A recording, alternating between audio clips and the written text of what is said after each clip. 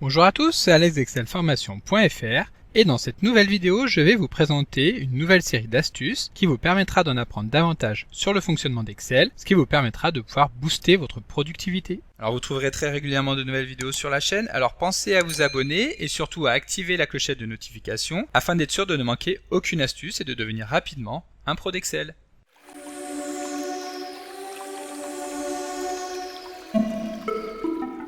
Si vous souhaitez obtenir des centaines d'autres astuces pour devenir plus performant sur Excel, vous pouvez télécharger le livre offert sur excelformation.fr en suivant le lien disponible dans la description de la vidéo. Savez-vous comment trier très facilement une base de données Excel? Pour trier rapidement une base Excel, il suffit d'effectuer un clic droit sur la colonne sur laquelle nous souhaitons mettre en place le tri. Par exemple ici, nous avons une liste de voitures, donc avec la marque, le modèle et le nombre de véhicules vendus au cours de l'année 2021. Et si nous voulons classer cette liste en fonction des marques, nous sélectionnons n'importe quelle cellule de la colonne marque, nous effectuons un clic droit, puis nous choisissons l'option trier, et ici nous pouvons effectuer un tri de A à Z. Comme ça, nous retrouvons toutes nos informations classées par marque. Pour mettre en place un tri élaboré, nous pouvons sélectionner l'option de tri personnalisé. Nous effectuons un nouveau clic droit, nous choisissons trier, tri personnalisé, et à ce moment-là, Excel nous affichera donc une fenêtre sur laquelle nous allons pouvoir paramétrer le tri que nous voulons mettre en place, en sachant que nous pouvons tout d'abord créer un tri sur plusieurs niveaux,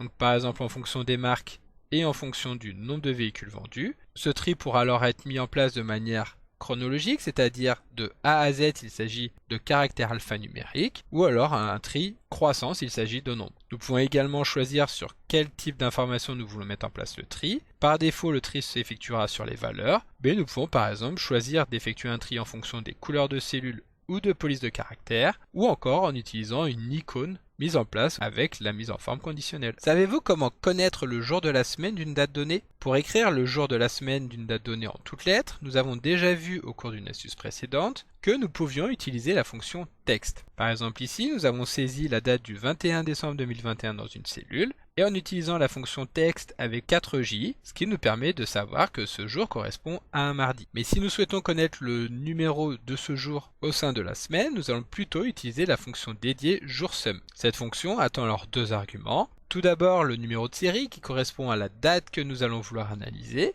donc ici que nous retrouvons dans la cellule F7, et ensuite le type de retour que nous voulons mettre en place, en sachant que pour une semaine qui commence le lundi et qui se termine le dimanche, nous choisissons donc pour valeur de cet argument la valeur de 2. Nous double-cliquons dessus et nous validons, et Excel nous informe donc que le 21 décembre 2021 est le deuxième jour de la semaine, soit comme nous l'avons vu juste avant, le mardi. Savez-vous comment connaître la date du premier jour et du dernier jour de la semaine d'une date donnée? Parfois, nous pouvons avoir besoin de connaître les dates de début et de fin de la semaine courante. Pour cela, il suffit d'utiliser deux petites formules que nous allons voir juste après, qui reposent sur l'utilisation de la fonction joursum, que nous avons découvert dans l'astuce précédente, qui permettait donc d'obtenir le numéro du jour de la semaine. Donc tout d'abord, pour connaître le premier jour de la semaine, c'est-à-dire la date qui correspond au lundi, nous allons utiliser la formule suivante. Tout d'abord, nous allons partir de la date que nous voulons analyser, à laquelle nous allons retirer le nombre de jours obtenus par la fonction jour-semaine, c'est-à-dire la position au sein de la semaine de la date pour laquelle nous souhaitons connaître le premier jour.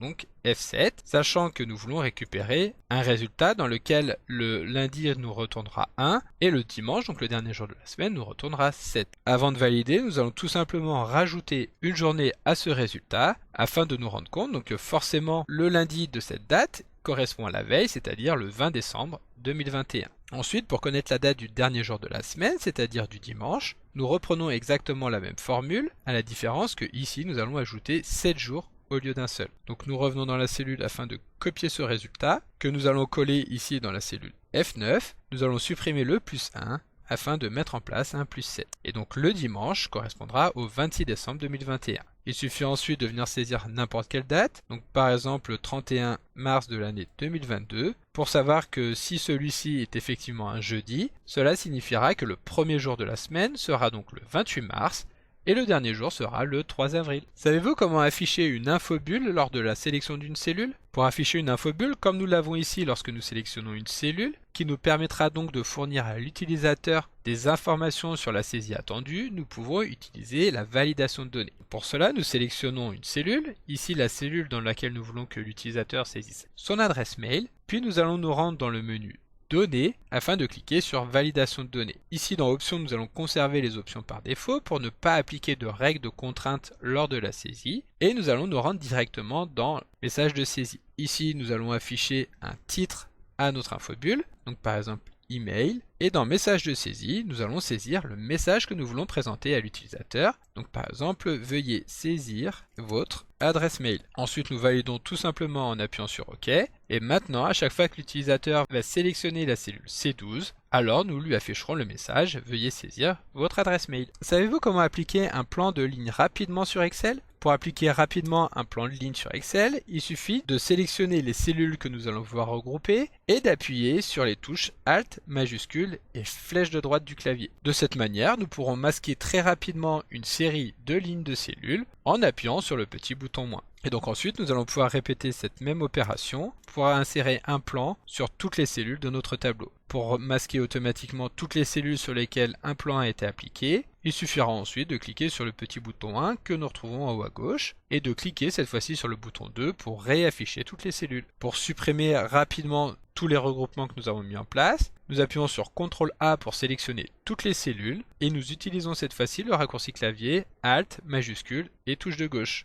Ici, nous choisissons de dissocier tous les plans qui ont été mis en place au niveau des lignes. Savez-vous comment inverser la position des boutons sur un plan mis en place sur une feuille de calcul Excel? Lorsque nous insérons des regroupements de cellules en utilisant une astuce que nous avons découverte précédemment, les boutons de plan de ligne seront placés au niveau de la ligne suivante. Donc, comme nous l'avons vu, ici nous avons placé un regroupement de cellules de manière trimestrielle, mais pour masquer le premier trimestre, nous devons cliquer sur le bouton qui se trouve en vis-à-vis du trimestre 2. Pour inverser la position du plan, il suffit de se rendre dans le menu Données du ruban, puis de cliquer sur la poignée qui se trouve au niveau du groupe plan. Donc ici tout à droite, nous cliquons sur la poignée et ensuite nous pouvons décocher l'option ligne de synthèse sous les lignes de détail afin que cette fois-ci les boutons soient affichés au-dessus. De cette manière, si nous cliquons sur le bouton moins qui se trouve en vis-à-vis du trimestre 1, ce sont bien les mois janvier, février et mars qui seront masqués. Il faut également savoir que cette option n'impacte que la feuille de calcul active, mais évidemment cela va concerner tous les regroupements qui sont mis en place au sein de cette feuille de calcul. Savez-vous comment compter le nombre de mots contenus dans une cellule Excel? Pour compter le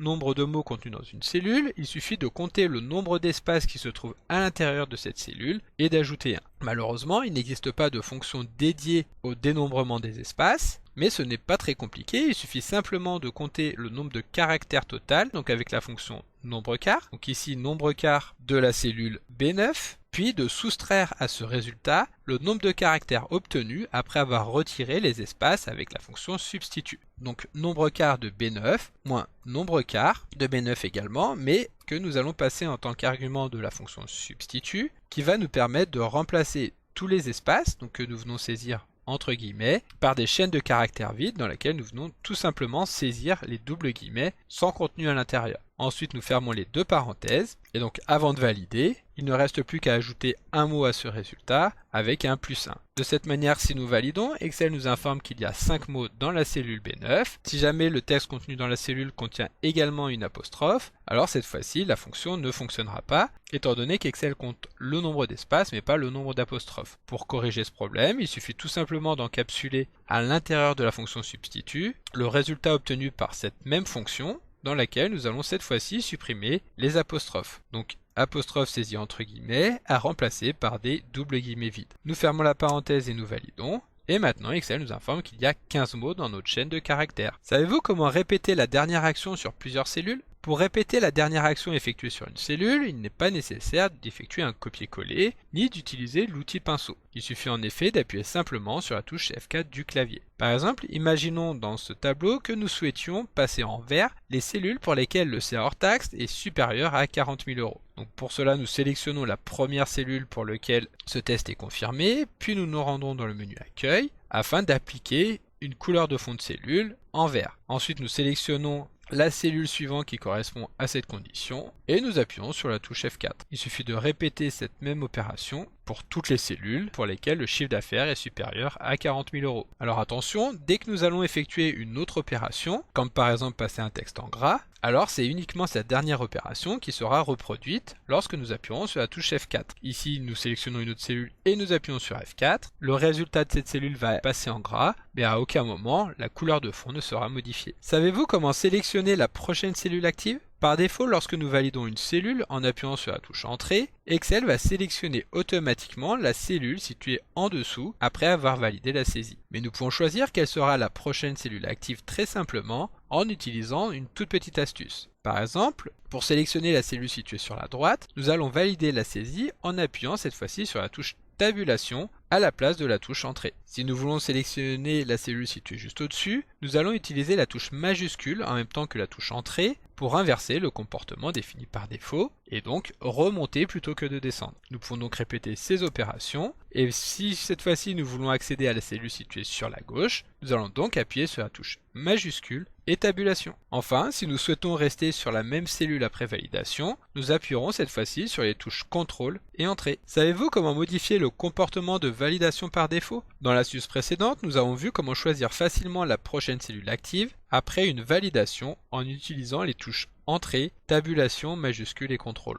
Mais nous pouvons également choisir de modifier toutes les cellules sélectionnées après avoir validé avec la touche Entrée du clavier. Pour cela, nous allons nous rendre dans le menu Fichier, puis tout en bas, nous allons cliquer sur Options afin de sélectionner Options avancées. Le premier élément de ce menu, déplacer la sélection après validation, va permettre de sélectionner le sens. Donc par exemple ici, nous allons sélectionner droite, ce qui signifie que dès que nous allons appuyer sur la touche Entrée après avoir saisi une donnée, Excel va sélectionner la cellule située sur la droite après avoir enregistré cette validation. Alors attention toutefois, cette action va modifier le sens de saisie d'Excel et va donc impacter tous les classeurs utilisés sur le poste de travail et pas seulement le classeur actif. Savez-vous comment importer une liste depuis un site web sur Excel? Comme vous le savez sûrement, Excel regorge d'outils très puissants qui permettent d'effectuer toutes sortes de traitements plus ou moins complexes. L'un de ces outils permet notamment d'importer une table HTML directement depuis un site web. Pour cela, nous allons nous rendre dans le menu Données, puis déployer le menu Nouvelle requête. Ensuite, depuis À partir d'autres sources, nous allons sélectionner